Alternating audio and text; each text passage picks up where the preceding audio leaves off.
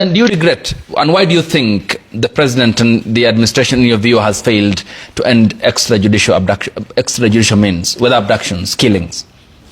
I cannot say, because, you know, the Inspector General of Police has publicly said the police have nothing to do with it. And we believe him, because we have no reason to doubt. So, which then means there could be a certain state actor acting outside what would be the normal establishment of the security apparatus, who is conducting these abductions. And the curious thing, I do not know. I wish I know I could tell Kenyans. And the curious thing is what we saw happening last week. Well, there was a systematic release of 6 young Kenyans. If it was criminals, like you are told, there's criminals abducting people, you know, criminals would be demanding ransom. Criminals would be, they will not just release people simply because someone has said, you know, release, we are going to add the abductees now. So for me, this is systematic, this is organized, and it has all the hallmarks of some state activity. The sad thing, it could be happening outside the known and the constitutional state apparatus of enforcing the law. Prof, coming to you.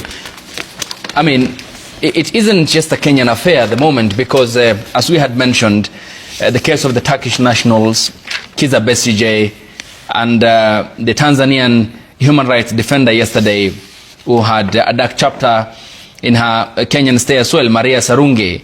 What does this tell us about the standards of human rights and Kenya's position among the community of nations, given what's happening and the fear that many Kenyans have, and foreigners as well? First of all, let me just say this, that we need to remind those in government that we are all Kenyans, and that at some point, even those in government may in fact be outside government. One can point out to the deputy president, the former deputy president, the Honorable Gachagua. He's no longer a deputy president. He's now an ordinary Kenyan, just like me. Secondly, Muturi is a cabinet secretary. His son was abducted, which means that these things can happen to any of us.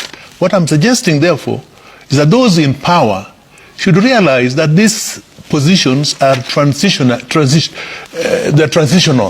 They will not be there permanently. And therefore, you must always put the interest of Kenyans first. And that is why, in fact, you are elected. As far as your question is concerned, I would like to say that what is happening in this country, especially when you extend the abductions to foreigners, puts Kenya in a very bad state, very bad in terms of relations with other countries. Mm-hmm. We are now being considered as not a safe country to be in. We are not being considered as a civilized country. We are not being considered as a democratic society. And I think this is really very bad for Kenya. And I think we need to actually talk about it and have it stopped. Mm-hmm.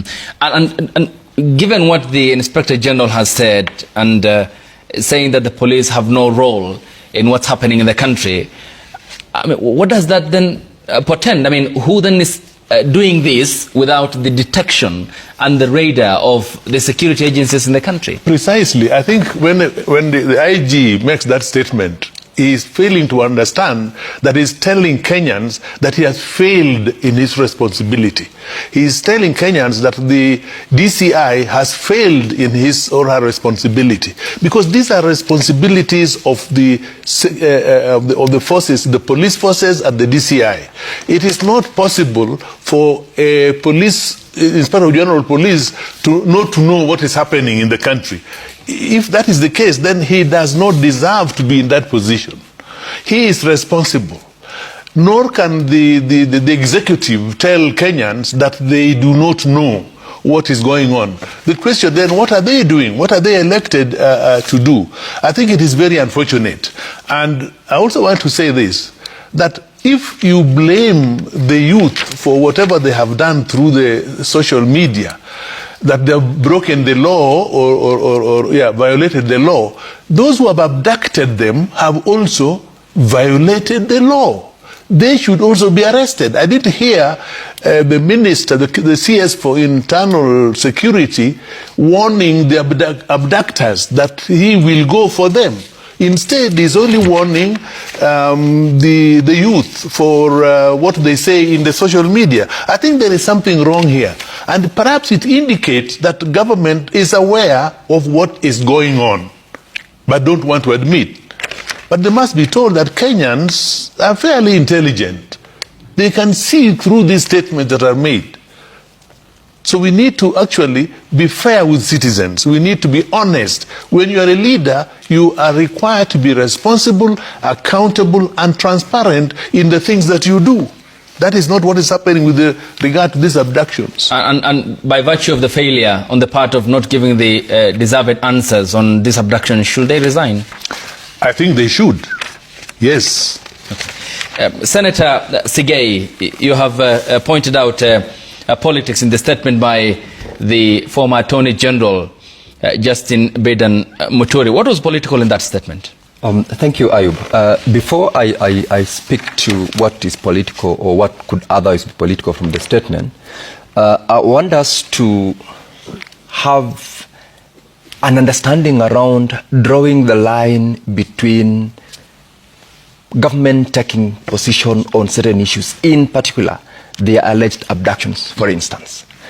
When you hear the IG or the CS responsible saying that we have reports of missing persons in our police stations, and we are conducting investigations so that we appreciate that person X was missing, reported yesterday or the day before, and this is the extent of what we've done, it is not absolving itself from responsibility.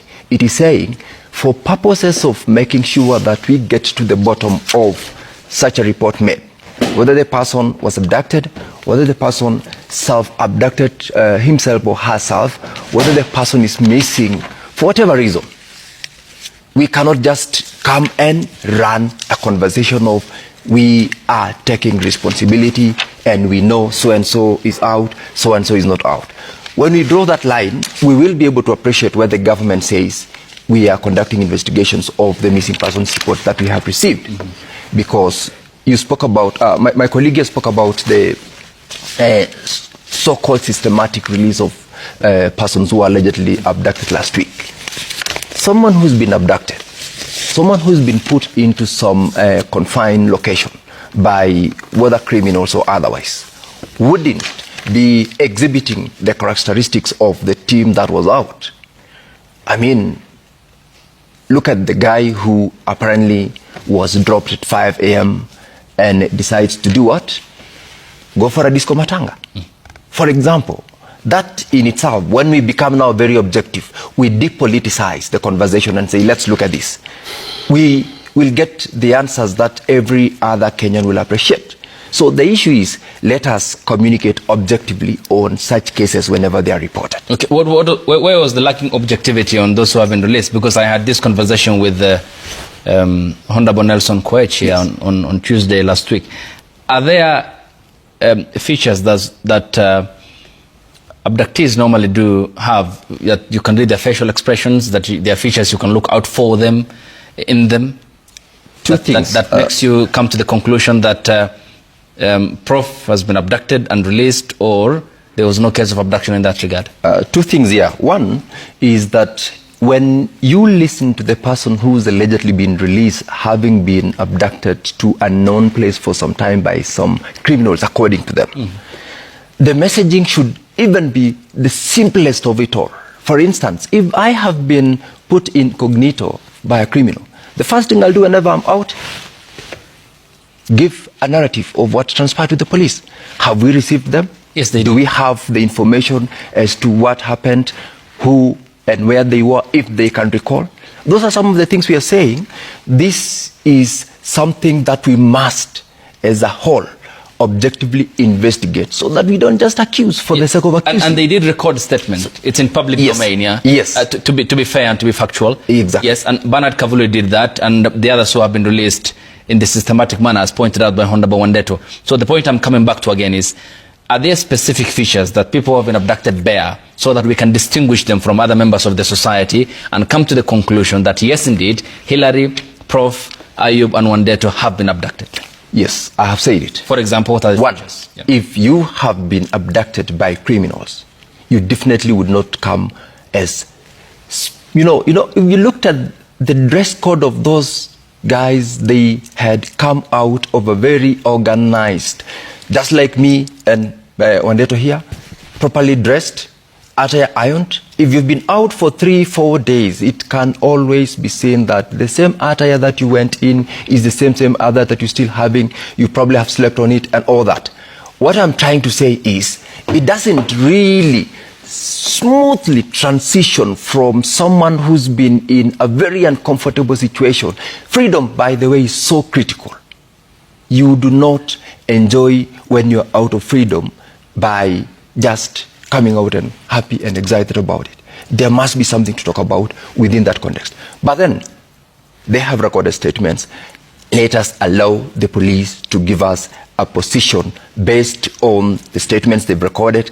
Other people, witnesses. For instance, we will definitely get witnesses. The last person to see them being with them or being abducted, allegedly, someone who must have had, someone who must have talked. The police will be able to synchronize conversations on their phone calls and all that. So instead of running a narrative that is largely going to be very speculative and very popular, it is high time that we allow proper investigations to come out with reports so that we can speak to now what we have gotten from the agencies relevant to give us that position. All right. That way, it will help us. Yes, Prof. I'm a bit confused by the response my brother is giving. There was a gentleman who said that he was shaved by force. Without his, Bernard Kavuli. Without his consent. Does that, my brother, does that now give you an idea of how these people were treated? Secondly, how do you know how these people were treated when they were under abduction? They stick to it. No, you don't know. If I was abducted and I'm released in Rwanda, a place I don't know, and I hear there is some music in some place, my brother, I'll go there. I will go there. And Honorable Sige, I'll come to Honorable Wandeto. Honorable Sige, then, because we were on the features, and Prof points out a very fundamental point. Do you have any knowledge or know-how of how abductions are done? Of course not. I've never been abducted. Then how comes then you are giving me the judgment that, for example, if Honorable Wandeto is abducted and released, then you can, by virtue of establishing from his facial expression, tell whether he has been abducted or not? This is what would happen. Yeah. I am a court practitioner. I have cross-examined witnesses in court. I have also led them in prosecution, both criminal and civil cases. Mm-hmm. There is what we call the demeanor of a witness. If I have you here, as we are, I am able to discern what I cannot discern when you are not present. It does not necessarily then mean that I was present or I could have participated in the subject matter that we are cross-examining you on. But out of that statement, I'm able to deduct information. That is exactly what I mean when I'm saying, when you get someone who is being allegedly dropped at 5 a.m., having been out nowhere for the last 3 or 4 days, and the first port of call for him is to go and have a dancing spree, then shortly thereafter... that's unfair judgment, is it? No, I'm just... Okay, I'm saying... Allow me to continue. Because out of time, I also need to bring in Honorable Wandeto. And what are the accounts that they normally giving you? Are they not horrifying? That is now what I'm saying, Ayub. As a cross-examiner, the point I was coming to, because you said it's from your experience as a cross-examiner. Yes. What have they told you? What are the accounts that they have given you? For example, where they were kept, how they were treated? Yes, and in most cases, this is now a case point. You run me through the story in context of why we are on the dock. For example, what did they tell you is my question. how they were held, of those clients that you have handled in court? Of course, not now an abduction case. Yeah. For instance, the problem is these people are not in court. that is no, I'm giving an example of what would happen. The scenario is totally this irrelevant. I'm giving out a scenario of what would happen, and this is someone who is not being interrogated. This is someone who is volunteering information because he needs to tell the world what transpired. All right. And I would really love to have that.